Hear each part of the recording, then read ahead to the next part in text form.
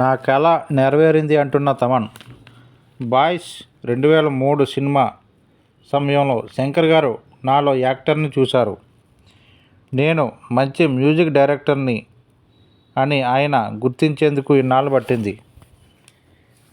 అయితే ఆయన గుర్తించిన తర్వాత శంకర్ గారి సినిమాకు మ్యూజిక్ ఇవ్వాలనేదే నా కల అని గేమ్ చేంజర్ సినిమాతో ఆ కల నెరవేరింది అని సంగీత దర్శకుడు తమన్ తెలిపారు. నవంబర్ 16 పుట్టినరోజు అయినటువంటి తమన్ పుట్టినరోజు సందర్భంగా విలేకరులతో మాట్లాడుతూ, ఒకప్పుడు రొటీన్ చిత్రాలు వచ్చేవి, కానీ ఇప్పుడు డిఫరెంట్ కథలు వస్తున్నాయి కాబట్టి డిఫరెంట్ మ్యూజిక్ ఇస్తున్నాను. సినిమాలో భావోద్వేగం లేకపోతే నేను ఎంత మ్యూజిక్ కొట్టినా వేస్ట్.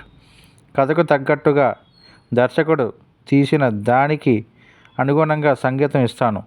కొన్ని చిత్రాలకు వాయిస్ ఎక్కువగా వినిపించాలి, ఇంకొన్నిటికి పరికరాలు సౌండ్ ఎక్కువగా వినిపించాలి.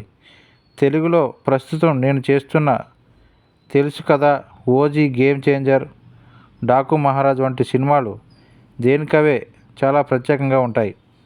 నేపథ్య సంగీతంలో మణిశర్మ గారి తర్వాత నేను ట్రెండ్ క్రియేట్ చేయాలని చూస్తున్నాను. పుష్ప ది రూల్కి 15 రోజుల్లో నేపథ్య సంగీతం పూర్తి చేయమన్నారు. అది సాధ్యం కాదు. అందుకే నాకున్న టైంలో ఫస్ట్ హాఫ్ను దాదాపుగా పూర్తి చేసి ఇచ్చాను. ప్రభాస్ గారి రాజాసాబ్లో 6 పాటలు ఉంటాయి. ఇతరుల సినిమాల నుంచి ట్యూన్స్ని కాపీ కొట్టేంత తెలివి నాకు లేదు.